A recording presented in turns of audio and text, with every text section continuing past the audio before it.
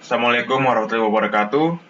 Saya Fadila Satrio Pradana dari kelas Sosiologi Media dan Komunikasi akan mempresentasikan mengenai tugas besar kedua saya, yakni perbedaan respon individu sebagai efek dari media. Oleh karena itu, izinkan saya untuk mempresentasikan materi pada pertemuan kali ini.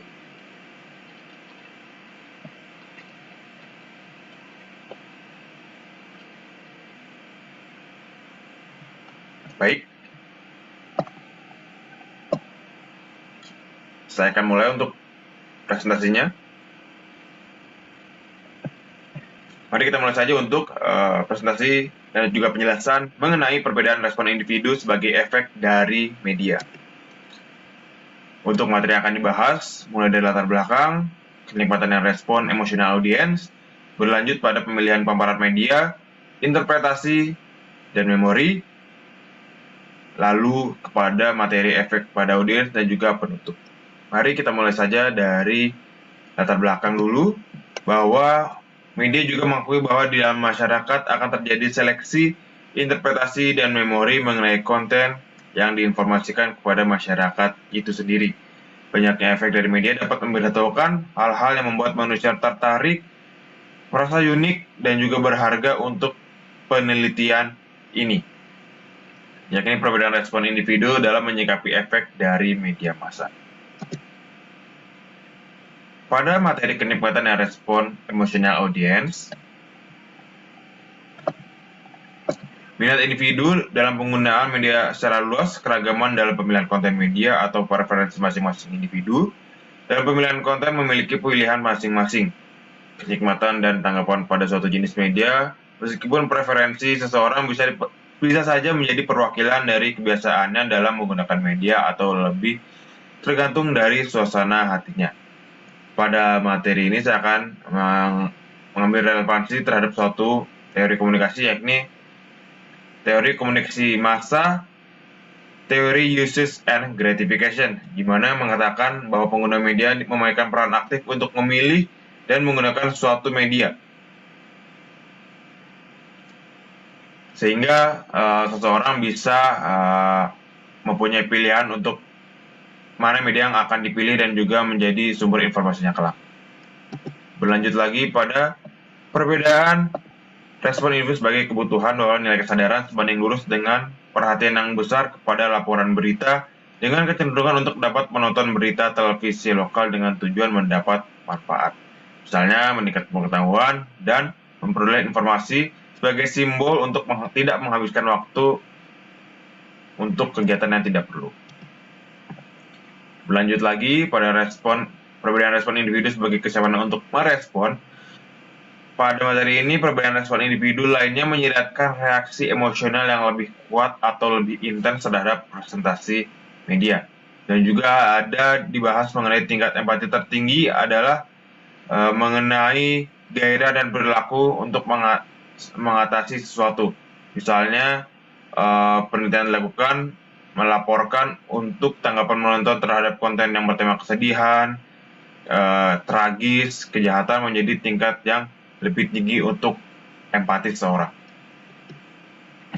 Kemudian ada perbedaan respon individu sebagai sifat, bahwa tanggapan audiens terhadap kekerasan yang dipertontonkan oleh media kemungkinan besar mendapat perhatian paling besar, dan penelitian menunjukkan bahwa ketertarikan terhadap jenis konten media ini paling besar di antara mereka yang paling mungkin tampak agresif terhadap diri sendiri.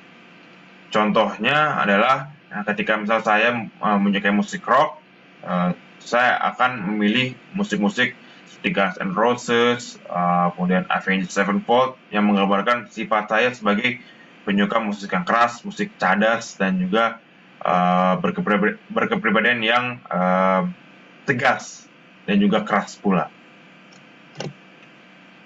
Kemudian perbedaan respon itu sebagai disposisi evaluatif. Secara khusus, teori disposisi menunjukkan bahwa kenikmatan konten hiburan sebagian besar mencerminkan disposisi pemirsa terhadap karakter dalam presentasi dan hasil yang dialami pada konten yang ditontonnya. Berlanjut pada pemilihan paparan media, interpretasi, dan memori. bahwa ada 3 poin utama pada bab ini, yaitu pemilihan dan penghindaran, menyeleksi persepsi, dan penyeleksian memori.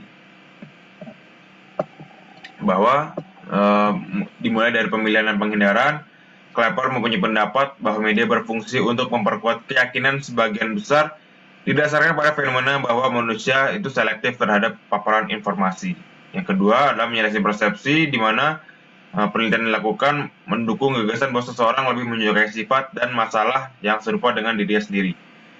Berlanjut yang ketiga dari Eagley dan Chaiken, dari apa yang telah mereka teliti dan literatur mereka mengenai sikap dan memori selektif, menunjukkan bahwa keyakinan dan kognisi seseorang sebelumnya dapat memengaruhi memori dengan meningkatkan perhatian dan elaborasi pada saat proses pengantaran pesan dan pengambilan dan juga rekonstruksi informasi setelah pengaruh paparan tersebut.